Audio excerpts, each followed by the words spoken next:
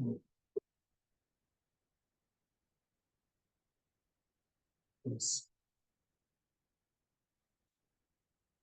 Please repeat after me. Om Namo Bhagavate Vasudevaya.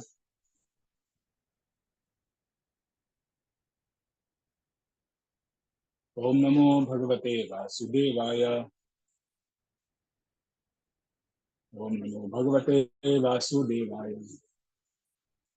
नारायणं नमस्कृत्य नरं चैव नरोत्तमं देवीं सरस्वतीं व्यासं ततो जयमुदीरयेत् नष्टप्रायेषु भद्रेषु नित्यं भागवत सेवया भगवतीरुत्तमश्लोके भक्तिर्भवति नैष्टिकी कृष्णाय वासुदेवाय देवकी नन्दनाय च नन्दगोपकुमाराय गोविन्दाय नमो नमः। ज्ञानतिमिरन्दस्य ज्ञानाञ्जनशलाकया चक्षुरुन्मीलितं तस्मै श्रीगुरवे। हम लोग पढ़ रहे हैं श्रीमद् भागवतम का प्रथम श्लोक। प्रथम अध्याय प्रथम श्लोक पढ़ रहे हैं। ओम नमो भगवते वासुदेवाय। जन्माद्यस्य तो अन्वयादितरतश्चार्थेषु विज्ञस्वराट् तेने ब्रह्मदयादि कवये मुह्यन्ति यत्सूरय तेजो वारी मृदां यथा विनिमयो यत्र विसर्गो मृषा धाम्ना स्वेन सदा निरस्तकुहकं सत्यं परं धीमहि। अभी तक हमने देखा है कैसे भगवान इस सृष्टि को बनाने वाले हैं, पालन करने वाले हैं और संहार करने वाले हैं। यह प्रमुख चर्चा अभी तक हुई है और वो भगवान एक व्यक्ति हैं। और उनको अगर कोई नाम देना है तो वो नाम के लिए कृष्ण होगा, क्योंकि वह सर्वाकर्षक है। कृष्ण का मतलब सर्वाकर्षित कृष्ण है। तो प्रभुपाद जी का जो तात्पर्य है उसका आगे का पाठ हम लोग लेंगे। श्रीमद् भागवतम भगवान की अंतरंगा शक्ति द्वारा प्रदर्शित उनके स्वरूप का आख्यान है, और यह अंतरंगा शक्ति हमारे अनुभव गम्य दृश्य जगत के उत्पन्न करने वाली बहिरंगा शक्ति से भिन्न होती है। श्रील व्यासदेव ने इस श्लोक में दोनों शक्तियों में अंतर स्पष्ट किया है। वे कहते हैं कि प्रकट अंतरंगा शक्ति वास्तविक है, जबकि भौतिक जगत के रूप में प्रकट होने वाली बहिरंगा शक्ति अनित्य है और मृग मरीचिका जैसी है। मृग मरीचिका में वास्तव जल नहीं रहता, केवल जल का अभ्यास रहता है। वास्तविक जल तो कहीं अन्यत्र रहता है। यह दृश्य जगत एक वास्तविकता जैसा प्रतीत होता है, किंतु वास्तविकता तो आध्यात्मिक जगत में होती है और यह तो उसकी छाया प्रतिबिंब मात्र है। परम सत्य तो वैकुंठ लोक चिदाकाश में है, भौतिक आकाश में नहीं है। भौतिक आकाश में प्रत्येक वस्तु वस्तु सापेक्ष सत्य है। सापेक्ष सत्य मतलब रिलेटिव ट्रुथ। उसका अपना एग्जिस्टेंस नहीं है, वो डिपेंड करता है दूसरे व्यक्ति पे, दूसरी चीजों पे। तो रिलेटिव है, इंडिपेंडेंट नहीं। कहने का तात्पर्य है कि एक सत्य किसी अन्य पर आश्रित होता है, जैसे मैं बता रहा था कि वो इंडिपेंडेंट नहीं है, अपने ऊपर नहीं, वो दूसरे के ऊपर आश्रित है। हम अगर ये क्लास कर रहे हैं तो हम आश्रित हैं कि इंटरनेट अच्छा चले, हम आश्रित हैं कि मोबाइल अच्छा चले, तब जाकर के हम ये कुछ क्लास कर पा रहे हैं। तो यह इसका मतलब ये सापेक्ष है, मतलब रिलेटिव है। यह दृश्य जगत प्रकृति के तीनों गुणों की अंतःक्रिया से बनता है, और यह अनित्य जगत बद्ध जीव के मोहग्रस्त मन को वास्तविकता का भ्रम प्रस्तुत करने वाला है। बद्ध जीव अनेकानेक योनियों प्रकट होते हैं, जिनमें ब्रह्मा इंद्र चंद्र जैसे उच्चतर देवता भी सम्मिलित हैं। यथार्थ में प्रकट जगत में कोई वास्तविकता नहीं है, किंतु यह वास्तविक जैसा प्रतीत होता है। वास्तविकता का अस्तित्व तो वैकुंठ लोक में है, जहाँ पुरुषोत्तम भगवान अपनी दिव्य सामग्री के साथ नित्य विद्यमान रहते हैं।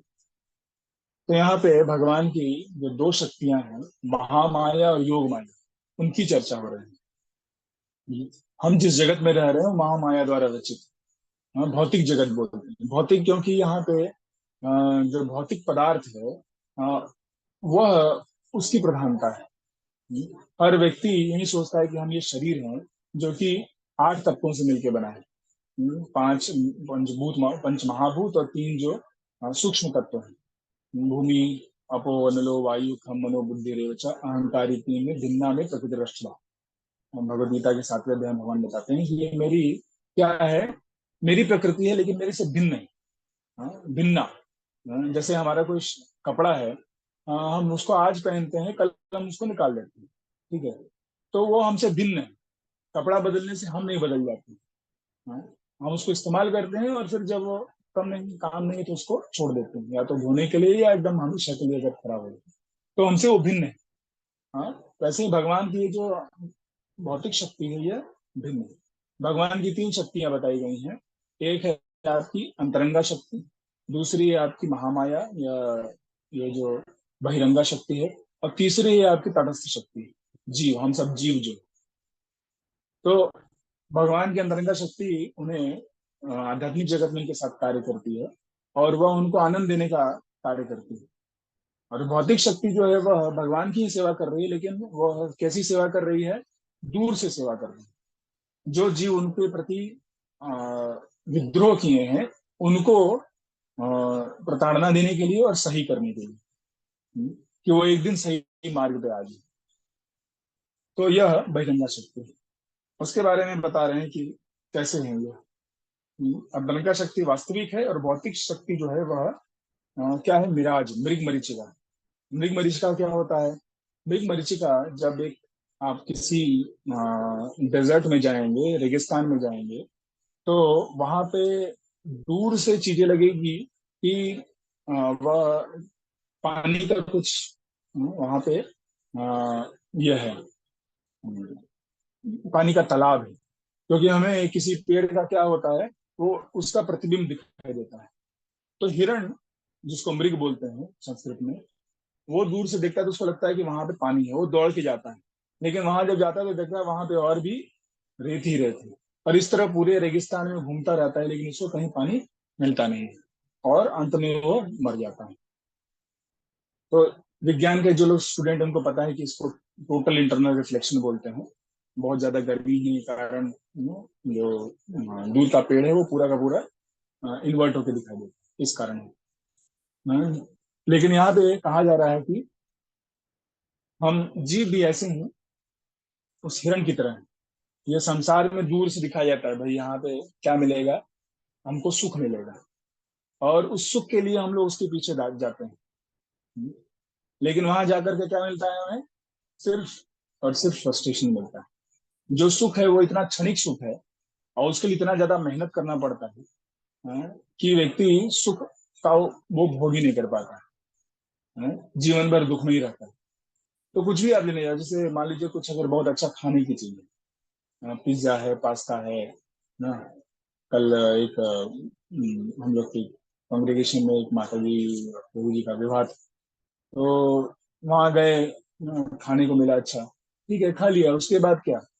2 मिनट बाद तो वो जब जीवा के नीचे चला गया, वो स्वाद अब देगा नहीं। हम्म, फिर वो लोगों का पेट गड़बड़ कर रहा है, ज्यादा खा लिए कुछ लोग, उनका पेट खराब है, ये है, हेडेक हो रहा है। तो ये सब चीजें हैं। हमको आनंद थोड़ा सा मिला, और दुख इतना ज्यादा। इतना दूर गए, उतना पेट्रोल वगैरह लगा, फिर लौट के आए, ठीक है, देर रात हो गया। तो हमको सुख थोड़ा सा है, लेकिन उसके लिए मेहनत बहुत ज्यादा है, और दुख ही दुख। तो यह है मृग मरीचिका। जैसे वह हिरन जाता है पानी की खोज में, हम भी सुख के खोज में जा रहे हैं, और मिल कुछ नहीं रहा है। तो यहाँ पे प्रभुपाद जी समझा रहे हैं कि ये जगत इस तरह है। हाँ, वास्तविकता कहाँ है? आध्यात्मिक जगत में, जहाँ अंतरंगा शक्ति है, वैकुंठ धाम में। और उसका ये प्रतिबिंब मात्र है। एक बार एक रानी थी, और वह स्नान करने के लिए गई। तो जब स्नान करने गए तो अपने सारे आभूषण और वस्त्र निकाल के गई, और जब लौट के आई तो देखती हैं कि उनका हार जो है, जो सोने का हार था, हीरो से जड़ा हुआ हार था, वो गायब है। अब परेशान हो गई, सबको खुजवाए, जितने भी उनके नौकर चाकर थे, उनको डांट डपट के पूछा, भाई तुमने लिया है क्या, तुमने लिया क्या? कोई नहीं बोला, नहीं नहीं लिया। हाँ। हुआ क्या था कि उस वक्त एक कौवा आया, और उसको ये बहुत चमकदार चीज दिखाई दी, उसको उठा लिया और चला गया, और दूर कहीं ले जाकर के रख दिया उसे। अब वापस गई, राजा को बोली कि मुझे वो हार चाहिए, बहुत ही महत्वपूर्ण हार है। राजा बोले, अरे ऐसा 100 हार बना के तुमको दे देंगे। नहीं नहीं, वही हार चाहिए, मेरी माँ ने वो बना के मुझे दिया था, मेरी माँ का निशानी है, ये वो 100 चीजें। अब राजा परेशान, ठीक है भाई, पूरे राज्य में ढिंढोरा पीट दिया गया कि जो भी ये हार देगा उसको मुंह मांगा इनाम मिला दिया दिया जाएगा। सभी लोग खोजने लगे। हाँ। तो एक व्यक्ति जो था बोला कि मैं खोजता हूँ, मैं ले लूंगा तो मुझे बहुत पैसा मिलेगा। तो जाता है, और एक जगह देखता है कि तालाब में कुछ चमक रहा है। तो दूर पास जाके देखता है कि वहीं क्या था? हार था। बहुत खुश होता है, तुरंत छलांग लगा देता है तालाब में। कि मैं प्राप्त कर लूंगा, जाता है। लेकिन जब पास पहुंचता है तो पकड़ में ही नहीं आ रहा है, मिल ही नहीं रहा है उसको। हाँ, बार बार वहां खोज रहा, नहीं मिल रहा है। 100 दिशा से, इधर से उधर जाकर के देखा, नहीं मिल रहा है। तो बेचारा थक खा करके आए, बैठ जाता है हताश, अरे भाई मिल नहीं रहा है, क्या हो गया? तो उधर से एक साधु जा रहे थे, उन्होंने देखा ये व्यक्ति जो है बड़ा चिंतित दिखाई दे रहा है। उन्होंने देखा क्या हुआ।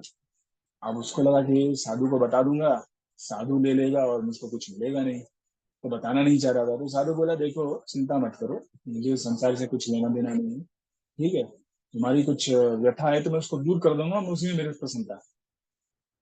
डरते डरते बोला कि देखिए स्वामी जी, क्या है कि आजकल एक खोज चल रही है। हाँ, वो हार जो है सोने का, हमारी रानी का खो गया है। तो कृपया वो देखिए, मुझे वहां दूर दिखाई दे रहा है, लेकिन वो है नहीं वहां, मिल नहीं रहा। तो साधु बोले, बस इतनी सी बात है। हाँ, नहीं देखो बेटा, तुम जो देख रहे हो प्रतिबिंब है। हाँ, सिर उठाओ, देखो ऊपर में, बोलो देखो, झाड़ी दिख, वो जो टहनियां दिख रही हैं, टहनी के बीच में वो रखा हुआ है। हाँ स्वामी जी, सही बता रहे हैं आपकी। तो ठीक है, जाओ इस पेड़ के ऊपर चढ़ो और वो ले लो, उसका प्रतिबिंब तुमको दिख रहा है यहाँ।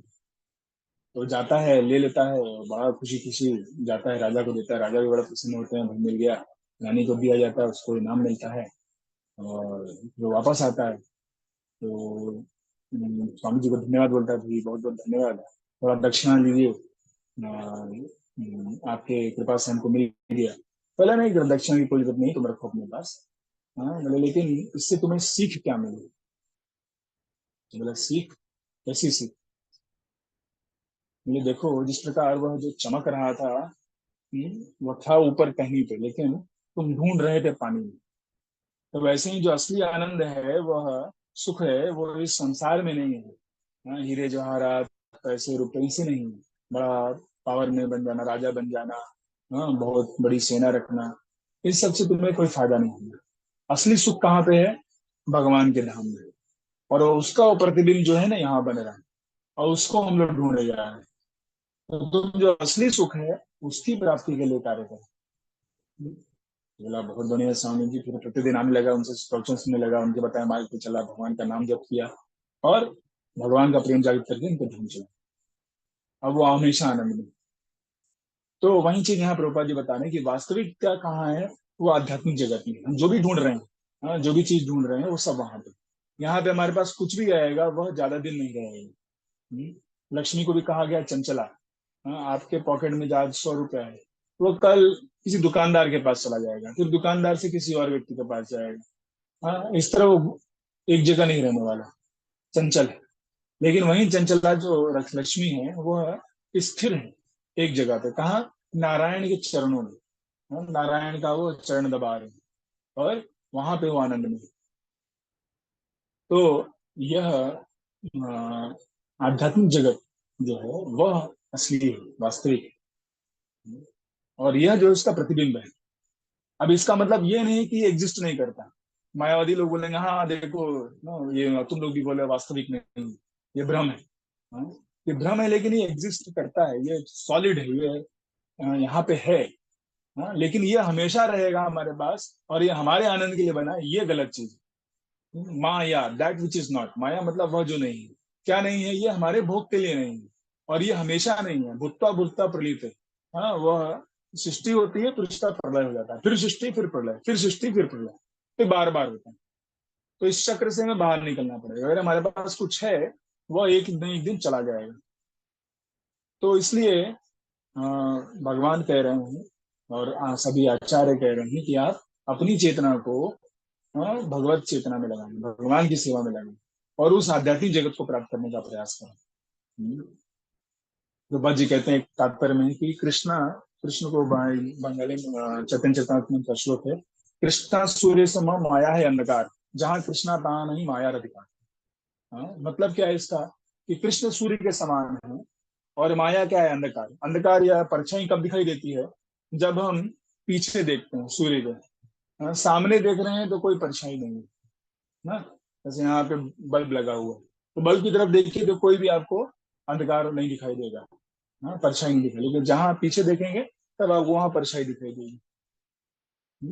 तो जैसे हम कृष्ण से मुंह मोड़ते हैं तब हमें माया पकड़ लेती है, और हम कृष्ण की तरफ हैं, कृष्ण की सेवा कर रहे हैं, तो माया में नहीं, हम योग माया में हैं।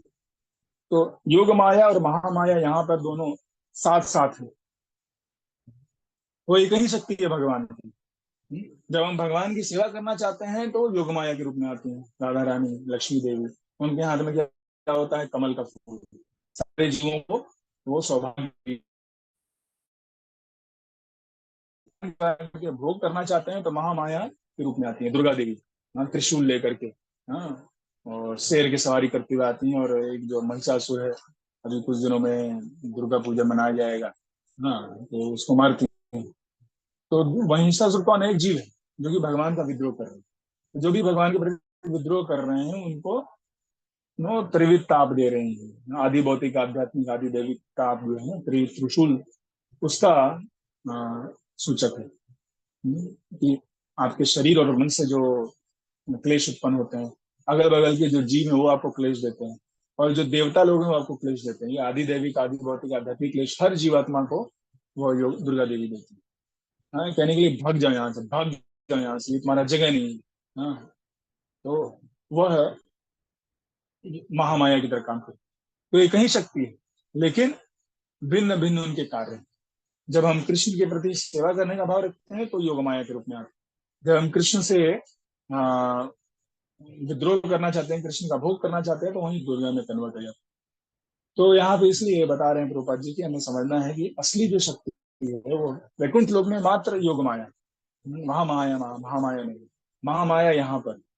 हाँ? और योग माया भी स्थित है, अगर हम सेवा करना चाहेंगे तो वो अप्रकट रूप से हमें मदद करती है। तो ये दो चीजें यहाँ पे बताई जा रही हैं योग माया महामाया के बारे में। ठीक है। किसी का कुछ प्रश्न है इससे रिलेटेड? ये बहुत महत्वपूर्ण चीज है जिसकी हमने चर्चा की। कुछ अगर क्वेश्चन है तो पूछ सकते हैं।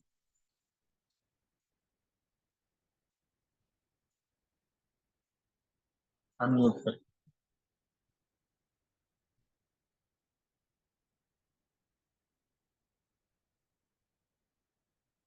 ठीक है, तो हम आगे बढ़ते हैं अगले पैराग्राफ पे। किसी जटिल निर्माण कार्य का मुख्य इंजीनियर निर्माण कार्य में स्वयं भाग नहीं लेता, किंतु वह इसके कोने कोने से परिचित रहता है, क्योंकि सारा कार्य उसी के निर्देशन में संपन्न होता है। वह प्रत्यक्ष एवं अप्रत्यक्ष रूप से निर्माण कार्य के विषय में हर बात जानता है। अब देखिए, अभी तक हमने जो चर्चाएं की थी वह थी आपका जन्मादि के बारे में। कि भगवान कैसे सृष्टि करते हैं, पालन करते हैं, स्नान करते हैं। अब जो है श्लोक का जो दूसरा पार्ट है, दूसरा चीज जो बता रहे हैं, ये तो अन्वयाद इतरतस चारतेषु अभिज्ञ, कि वह प्रत्यक्ष अप्रत्यक्ष रूप से अवगत रहते हैं, अभिज्ञ रहते हैं। वो कॉन्शियस है, फुल्ली कॉन्शियस है भगवान। उसके विषय में यहाँ पे चर्चा प्रारंभ हो रही है। हाँ, तो वो प्रत्यक्ष अप्रत्यक्ष रूप से निर्माण कार्य के विषय में हर बात जानता है। कौन? जो मुख्य इंजीनियर। इसी प्रकार भगवान भी दृश्य जगत के सर्वोपरि अभियंता, इंजीनियर होने के कारण कोने कोने से परिचित हैं, यद्यपि सारे कार्य देवताओं द्वारा संपन्न किए जाते हैं। तो भगवान भी इसकी सृष्टि करते हैं और वो सब कुछ जानते हैं, हाँ, पर्सनली जानते हैं, लेकिन फिर भी सारे कार्य जो है वो कौन कर रहा है? देवता कर रहे हैं। उन्होंने योग माया के द्वारा प्राइमरी क्रिएशन कर दिया है, और फिर उन्होंने हैंड ओवर कर दिया है, शिव जी और पार्वती को। अब आप लोग करिए, और बाकी देवी देवता जो है उनको मदद करें। तो एक्चुअल जो कार्य है वह ग्राउंड में देवी देवता करते हैं। तो उनके थ्रू एक तरह से अप्रत्यक्ष रूप में उनको सारी चीजें पता है। अप्रत्यक्ष रूप में क्योंकि स्वयं उन्होंने सृष्टि की है, सृष्टि के कण कण में वो व्याप्त हैं परमात्मा के रूप में, तो सब जानते हैं। तो इस भौतिक सृष्टि में ब्रह्मा से लेकर एक क्षुद्र चींटी तक कोई भी स्वतंत्र नहीं है। हर स्थान पर भगवान का हाथ देखने में आता है। सभी भौतिक तत्वों के साथ साथ आध्यात्मिक स्फुलिंगों का उद्भव उनसे होता है। हम्म। तो यहाँ पे बता रहे हैं कि कैसे भौतिक सृष्टि में सबसे ऊंचा पद जो है ब्रह्मा जी का है, और एकदम छोटी जो क्षुद्र चींटी है वो सब के सब क्या है? जीव हैं, और कोई भी स्वतंत्र नहीं है। हर जगह भगवान का हाथ देखने में आता है। बिना भगवान के शक्ति के, भगवान की परमिशन के एक पत्ता भी नहीं हिल सकता है। लेकिन इसका मतलब ये नहीं कि भगवान कार्य कर रहे हैं। भगवान किसी को सीधे सीधे क्या कर रहे हैं? प्रताड़ना दे रहे हैं।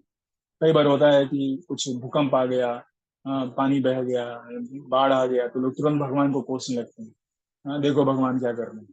केदारनाथ बद्रीनाथ में भी एक बार बाढ़ आ गया था। तो भगवान का डायरेक्टली इसमें कोई हाथ नहीं है। उन्होंने शक्तियों अपनी शक्तियों को ये सेवा दे दिया है, आप करिए, और स्वयं जो है वो डिटैच रहते हैं। अब लोग वहां जा करके बिजनेस कर रहे हैं, गलत कार्य कर रहे हैं, प्रकृति का दोहन कर रहे हैं, ठीक है, तो उसका रिएक्शन आता है कि इस तरह का बाढ़ आ रहा है, इस तरह का बहुत ज्यादा गर्मी, बहुत ज्यादा सर्दी, बहुत ज्यादा बारिश, उथल पुथल सब कुछ मच रहा है। तो मनुष्यों को देखना चाहिए कि हम क्या कर रहे हैं प्रकृति के साथ, हम क्या कर रहे हैं दूसरे मनुष्यों के साथ, है? हम कैसा व्यवहार कर रहे हैं। हम स्वयं अपना कार्य नहीं देखते और सीधे भगवान के ऊपर हाँ, इल्जाम लगा देते हैं, उनके ऊपर दोषारोपण कर देते हैं। तो सब कुछ भगवान के डायरेक्ट या इनडायरेक्ट कंट्रोल में है, लेकिन भगवान उसके कारण नहीं है। हम कारण है, हम और हमारा पूर्व कर्म इसका कारण है। तो इसलिए हमें शास्त्रों में बताया गया है कि सही कार्य क्या है, गलत कार्य क्या है, कर्म क्या है, विकर्म क्या है, अकर्म क्या है, सब समान समझाया। और अंदर से आवाज आती है, अगर हम कुछ गलत कार्य कर रहे हैं तो अंदर से शुरुआत में आवाज आती है, एक बार, दो बार, तीन बार, लेकिन लगातार जब हम करते रहते हैं तो क्या होता है, फिर वो आवाज आनी बंद, हम नहीं सुन पाते। तो हमें उस चेतना को जागृत करना पड़ेगा कि क्या सही है क्या गलत है, शास्त्रों से पढ़ करके समझ करके भगवान की भक्ति करके हम सही पथ पे चलेंगे, तब हम समझ पाएंगे और सही डिसीजन ले पाएंगे। तो यहाँ पे बोल रहे हैं हर स्थान पर भगवान का हाथ देखने में आता है। सभी भौतिक तत्वों के साथ साथ आध्यात्मिक स्फुलिंगों का उद्भव भी इस आध्यात्मिक स्फुलिंग मतलब हम जो जीव हैं, वो स्पार्क्स उनके, स्पिरिचुअल स्पार्क्स, तो वो भी भगवान से ही आते हैं। इस भौतिक जगत में और जो कुछ उत्पन्न होता है वो भौतिक तथा आध्यात्मिक शक्तियों का, परा तथा अपरा शक्तियों की अंतर क्रियाओं से होता है, जो परम सत्य भगवान श्री कृष्ण से उद्भूत होती है। तो भगवान की दो शक्ति ऐसे ने बताया, अंतरंगा शक्ति और बहिरंगा शक्ति।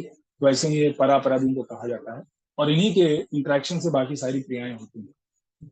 हम भी जो है वह भगवान की पराशक्ति के अंश हैं। हाँ? हम भी आध्यात्मिक शक्ति के अंश जीव जो होते हैं। एक रसायन शास्त्री अपनी प्रयोगशाला में बैठे बैठे हाइड्रोजन तथा ऑक्सीजन मिलाकर जल, किंतु वास्तव में जीव तो परमेश्वर के निर्देशानुसार प्रयोगशाला में कार्य करता है, और वह रसायन वेदता जिन सामग्रियों से कार्य करता है वे भगवान द्वारा प्रदान की जाएंगी। भगवान प्रत्यक्ष अप्रत्यक्ष रूप से प्रत्येक वस्तु को जानते हैं, और वे सभी सूक्ष्म बातों को जानने वाले हैं तथा संपूर्ण स्वतंत्र हैं। संपूर्ण स्वतंत्र हैं। अभी यहाँ पे स्वराट की बात होगी, कैसे भगवान संपूर्णतः स्वतंत्र हैं। तो अगर एक कोई लैब में काम कर रहा है वैज्ञानिक, तो वह हाइड्रोजन ऑक्सीजन मिलाकर के पानी बना सकता है। तो वैसे ही पूरा ये जो संसार है भगवान की प्रयोगशाला है, उसमें वो संपूर्ण जितनी भी सामग्रियां हैं वो कार्य कर रही हैं उनके निर्देशन में, और वह पूर्णतः पूर्णतः स्वतंत्र है। जैसे कहा जाता है कि राजा राजा के ऊपर लॉ राजा के ऊपर नहीं होता है, राजा के द्वारा लॉ होता है। तो भगवान इस तरह सुप्रीम राजा, सुप्रीम किंग है। तो वो जो भी बनाएंगे बताएंगे उस हिसाब से कार्य होता है उनकी इच्छा के अनुसार। और वो कभी भी किसी को प्रताड़ना देने के लिए कार्य नहीं करते, क्योंकि सब उनके बच्चे हैं। वो चाहते हैं कि सब उनके बच्चे स्वतंत्र रूप से उनकी सेवा में लगे रहें और वो आनंद की प्राप्ति करें। लेकिन कुछ एक जो है वो नहीं करना चाहते, तो फिर उनको यहाँ भेजा जाता है अपनी इच्छाओं की पूर्ति करने के लिए। और वह मौका मिलता है उनको कि वो भगवान से दूर रह के आनंद की प्राप्ति करना चाहें, जो वहां मिलता है वो इम्पॉसिबल है। क्योंकि हमको बनाया गया है भगवान की सेवा में लगने के लिए, और तब हमें वो आनंद प्राप्त होता है। तो वो कैसे बिना सेवा के मिलेगा। तो जब भी जीव को समझ में आता है तो वो अपनी मूर्खता छोड़ करके वापस भगवान की सेवा में लग जाता है। भगवान प्रत्यक्ष तथा प्रत्यक्ष रूप से प्रत्येक वस्तु को जानते हैं, और वे सभी सूक्ष्म बातों को जानने वाले हैं तथा संपूर्ण स्वतंत्र हैं। उनकी तुलना सोने की खान से की जा सकती है, जबकि विभिन्न रूपों वाले दृश्य की तुलना सोने से बनी विविध वस्तुओं से की जा सकती है, जैसे सोने की अंगूठी, हार इत्यादि। सोने की अंगूठी तथा सोने का हार के गुण खान में भी पाए जाने वाले सोने के समान होते हैं, किंतु खान का सोना परिमाण में भिन्न होता है। अतः परम सत्य एक ही है, और एक ही और साथ ही साथ भिन्न भी है। परम सत्य के तुल्य पूरी तरह कुछ भी नहीं, किंतु साथ ही साथ परम सत्य से स्वतंत्र भी कुछ भी नहीं। तो यहाँ एक बहुत अच्छा उदाहरण दे रहे हैं प्रभुपाद जी की, जैसे अगर एक सोने की खान है, गोल्ड माइन है, तो उसमें जो सोना मिलता है उसी सोने को निकाल करके आभूषण बनाए जाते हैं। सोने के अंगूठी हो गया, हार हो गया, अलग अलग परिधान में आप इस्तेमाल कर सकते हैं। तो वह सब जो है वह भी वही सोना है जो उस खान में मिल रहा है। लेकिन खान में जो सोना है वो बहुत ज्यादा है, अनलिमिटेड सप्लाई कर सकते हैं। और जो हमारे पास है वो बहुत लिमिटेड है। तो वैसे ही हम जो है आध्यात्मिक अंश हैं भगवान के, हम भी आध्यात्मिक हैं, लेकिन भगवान जो है वो अनलिमिटेड है, हम बहुत छोटे हैं अभी भी, है ना। तो हम परम सत्य के साथ हम गुणात्मक रूप में हम एक हैं, लेकिन जो परिमाण है, जो क्वालिटी क्वांटिटी है, क्वांटिटी में हम लोग कम है। क्वांटिटी में भगवान पूरे समुद्र के समान है, और हम समुद्र के एक बूंद के समान है। तो दोनों खारा होता है, समुद्र भी खारा होता है, समुद्र का एक बूंद भी खारा होता है। लेकिन भगवान समुद्र जैसे हैं और हम सभी का एक एक बूंद है। तो इसलिए हम उनके उनसे एक भी हैं और उनसे भिन्न भी हैं। इसे टेक्निकली बोलते हैं अचिंत्य भेदाभेद तत्व, कि हम भगवान से भिन्न है, भेद है, लेकिन अभेद भी है। अभेद कैसा है कि हम भी आध्यात्मिक हैं, हम भी सच्चिदानंद के बने हैं, लेकिन हमारा जो क्वांटिटी है वो कम है। हम 1/10,000 टिप ऑफ द हेयर, हमारा बाल का जो एक 10,000वां भाग है उसके बराबर है। तो इसलिए हम उनसे भिन्न भी हैं। और ये साथ साथ है, अचिंत्य है, बहुत ही कठिन है समझना। इसके विषय में थोड़ा बहुत समझ सकते हैं, लेकिन पूर्ण रूप से समझ नहीं सकते। तो अचिंत्य शक्ति है भगवान। परम सत्य के तुल्य पूरी तरह से कुछ भी नहीं। हाँ, परम सत्य जो है भगवान, सत्यम परम धीमहि, कृष्ण के समान कोई नहीं, लेकिन उनसे कोई भिन्न भी नहीं। हम्म। कई लोग बोलते हैं ये संसार जो है ना एकदम घटिया चीज है, और ना भगवान इतना दूर है, यहाँ आते ही नहीं है, भगवान से कोई लेना देना नहीं है, एकदम भिन्न कर देते हैं भगवान से। नहीं, हम भगवान से कनेक्टेड है, भौतिक शक्ति भी कनेक्टेड है। हाँ, वो भी उनका अंश है, वो भी भगवान का ही एक तरह से एक्सपेंशन है, लेकिन वो क्या है, सेपरेटेड। हमारी चेतना भगवान से सेपरेटेड है, और वो भौतिक शक्ति पूरी तरह से सेपरेटेड है। लेकिन उसका सोर्स क्या है, भगवान स्वयं। तो इस तरह वो भगवान से भिन्न भी है और भिन्न नहीं भी है।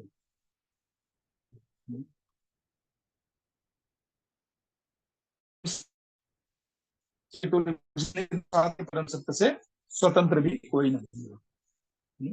तो दो चीजें हमने सीखी आज। एक चीज ऐसे है कि यह जो भौतिक जगत है वह वास्तविक नहीं है, वास्तविक जगत आध्यात्मिक जगत है। हाँ, और इस जगत में हर एक वस्तु, हर एक व्यक्ति जो है वो भगवान से भिन्न भी है और भिन्न भिन्न भी है। हाँ, भगवान सब कुछ जानते हैं, प्रत्यक्ष प्रत्यक्ष रूप से पूर्णतया स्वतंत्र हैं, और हम डिपेंडेंटली इंडिपेंडेंट। अगर हम भगवान के ऊपर डिपेंड करेंगे, उनका शरण लेंगे, तब हम इंडिपेंडेंट हो पाएंगे इस भौतिक शक्ति से, और हम और इसकी चंगुल में फंस जाएंगे। हरे कृष्णा कृष्णा कृष्णा हरे हरे, हरे राम राम राम। और ये समाप्त करेंगे हम। किसी का कुछ प्रश्न है तो पूछ सकते हैं।